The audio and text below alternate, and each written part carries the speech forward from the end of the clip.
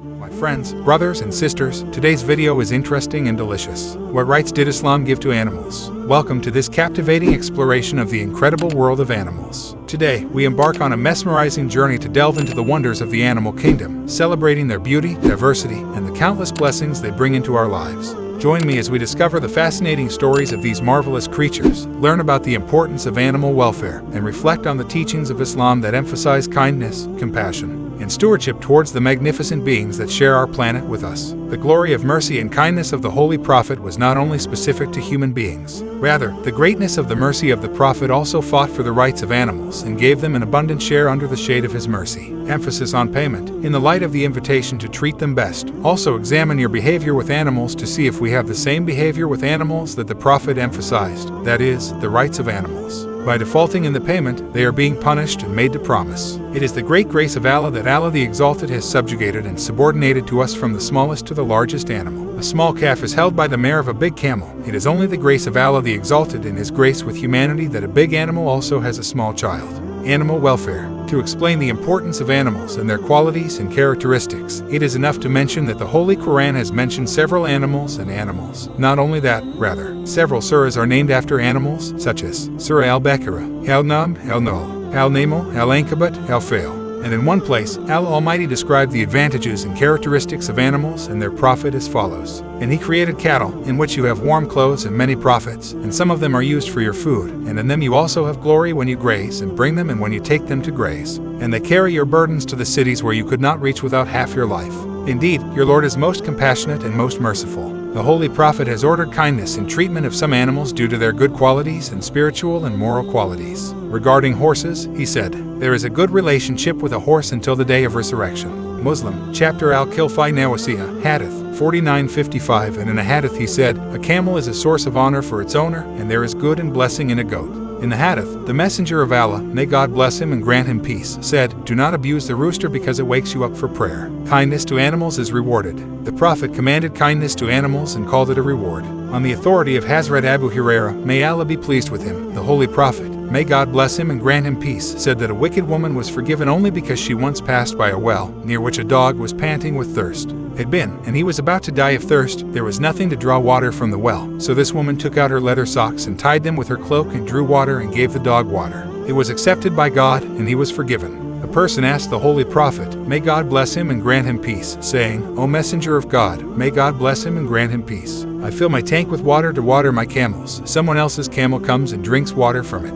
So will I get a reward for it?" The Messenger of Allah, may God bless him and grant him peace, said, "Everyone who has a liver has a reward and a reward." Promises mentioned by the Prophet on mistreatment of animals. The Prophet emphasized the good treatment of animals and called mistreatment as a cause of torment and punishment and declared it as the highest degree of sin and sin. And he used harsh words that shake the human conscience. Imam al-Bukhari has narrated a hadith that the Messenger of Allah said, "A woman was punished because she tied up a cat, neither fed it nor watered it, and did not let it go to graze." 8. It was narrated from Hazrat ibn Abbas that a donkey passed by the Messenger of Allah with a scar on its face. It is scarred, and in one tradition, the Messenger of Allah, may God bless him and grant him peace, forbade hitting and scaring the faced Muslim. Bab al-Nahi an Zarb al-Haywan-Fi Rabia, Hadith 5674, and in a hadith, Galen bin Junada says, "I came to the Prophet on a camel whose nose I had scarred. Only the facial organ was found to inflict the blasphemy, so let retribution be taken from you." Prohibition of the Prophet on fighting and teasing animals. He not only forbade the mistreatment and unnecessary beating of domestic animals, rather, he forbade teasing and disturbing even non-pet animals. It is narrated from Hazrat ibn Abbas that the Messenger of Allah, may God bless him and grant him peace, forbade animals to fight with each other.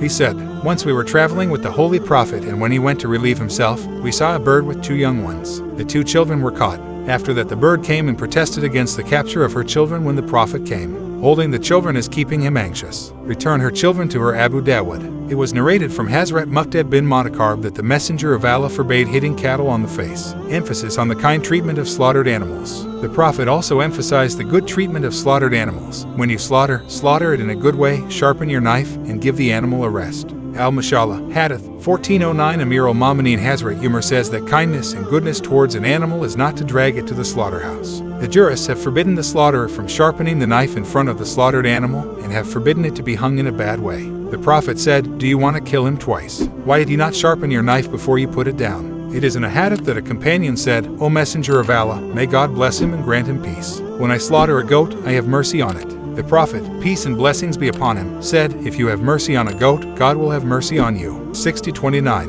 On the authority of Hazrat Hain bin Atta that he said that a butcher opened the door of a goat's shed to slaughter it, and it ran away. So the Messenger of Allah, may God bless him and grant him peace, said, "O butcher, pull it gently." The Prophet ordered kindness in killing vermin. The Prophet has definitely ordered the killing of harmful and painful animals, such as snakes, scorpions, etc. But even in killing them, the Prophet has ordered kindness and goodness. Allah has made it obligatory to be kind in everything. Therefore, when you kill an animal, kill it in a good way, and when you slaughter it in a good way. We said we have burned. The Prophet said, "It is not proper for anyone to cause pain with fire except the one who created it."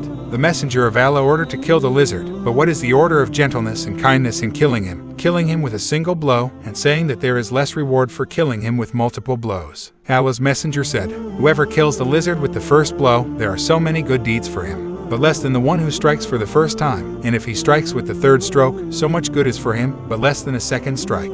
In the tradition of Muslim, Hazrat Abu Hurairah says that the Messenger of Allah said, "Whoever kills a chameleon with one blow, 100 good deeds will be recorded for him, and less than that in the second blow. In the third stroke, even less good deeds will be recorded."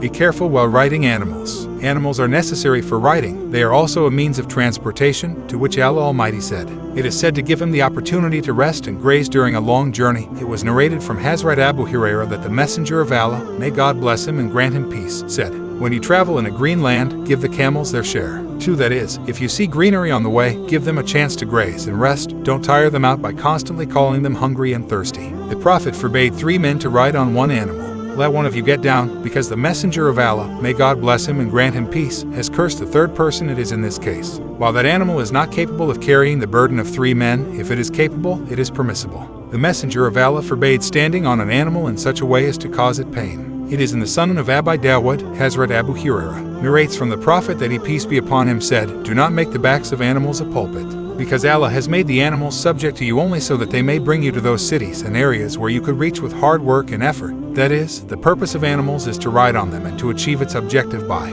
Therefore, it is not permissible to harm them. It is not permissible to ride an animal that was not created for riding, such as cows, etc. Do not overburden animals. It is not permissible to burden an animal more than its strength and power. The Prophet strictly forbade it. If he carries more than his burden, then he will have to give an account on the day of resurrection.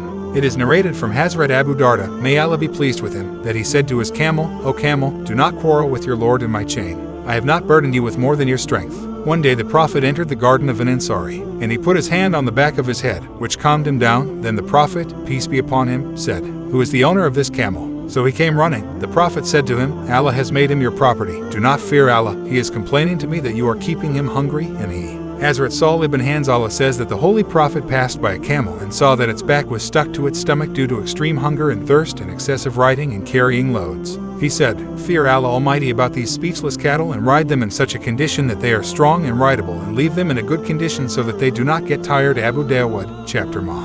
Hazrat Abu Hurairah says that the Messenger of Allah said, "A man was driving an ox with a load on it. The ox looked at the man and said, 'I was not created for this work.